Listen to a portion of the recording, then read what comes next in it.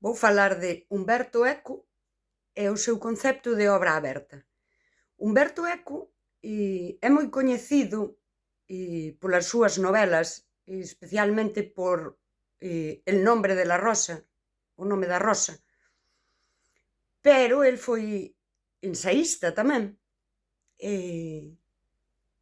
Creou o concepto obra aberta, que fala de como unha obra de arte, un libro, un cadro, unha escultura, o que sexa, non ten un significado pechado, senón que é quen a percibe, de algunha forma está aberta, si, á interpretación.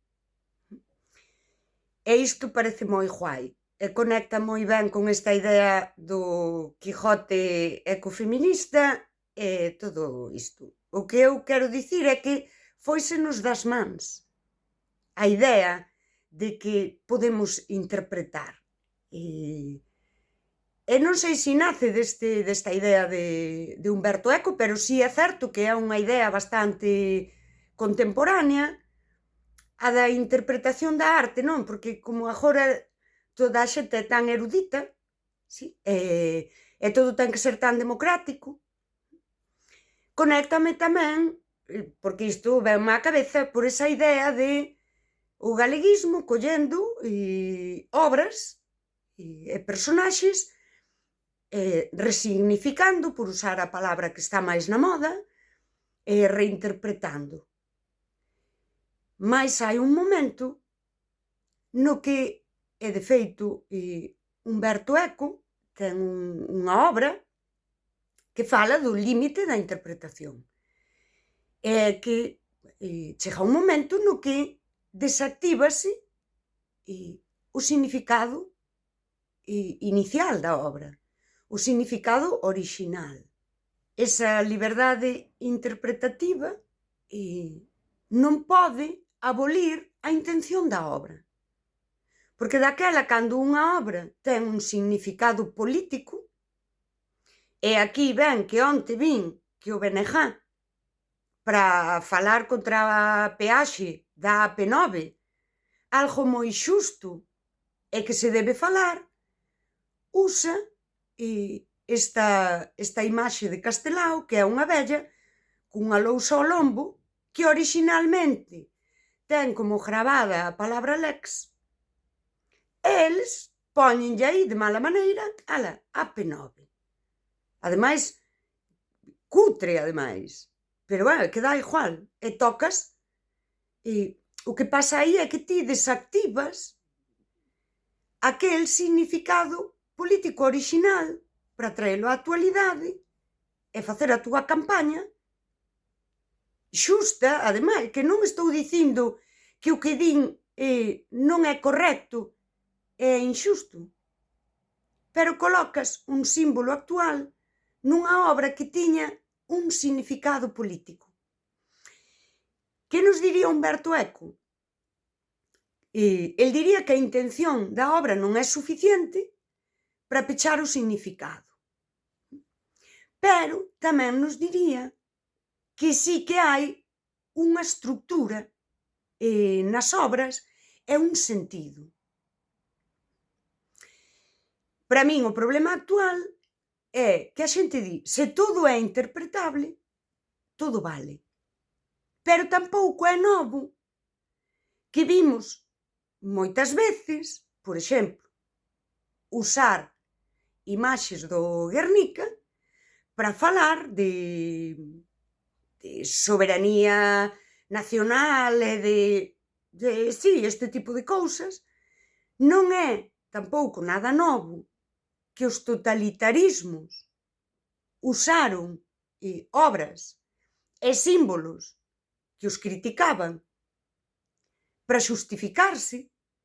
Hai un exemplo que é o Señor das Moscas, que se usou esta obra que fala do ben e do mal, si, da bondade e da maldade humana, que ten un fondo filosófico para a reflexión, onde grupos autoritarios baseándose nesa obra, xustifican que as leis represivas son necesarias. O guardián entre el centeno e hoxe hai un discurso social por aí, eu non sei onde estades, a quen lle fala a xente, que din que é unha obra perigosa como si a obra fose o detonante, sí, daquilo que critica. Por exemplo, a ver, o que diría Umberto Eco é que se non hai conciencia e non hai unha ética interpretativa, podemos caer xusto nesa desactivación ou en resignificar, darlle un novo significado á obra que anule iso que nunca debemos esquecer, é que había unha intención inicial, un significado e tamén un contexto. De feito, Umberto Eco ten un ensaio que é Os límites da interpretación.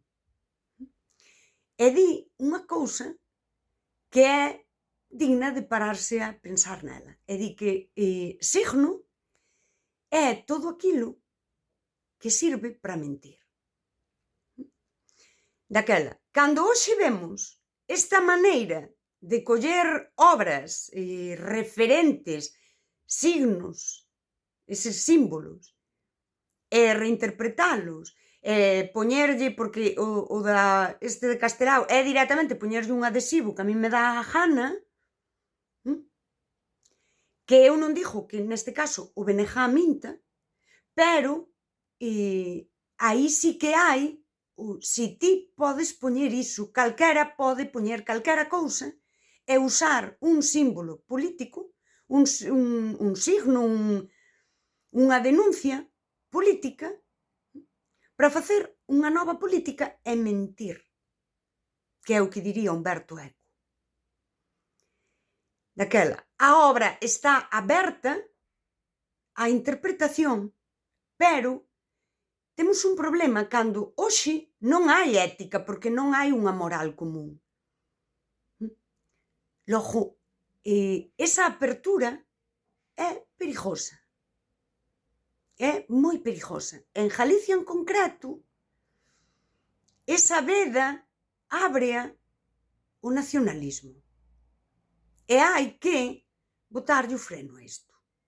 Hai que botarlle o freno, porque cando ti abres a veda, ábrela para todos. Porque se ti dis que está ben usar iso, logo non podes dicir que outras persoas non o poden usar. E isto é un problema ético. E non existe a libre interpretación sen límites. E o límite é ético. O límite é ético.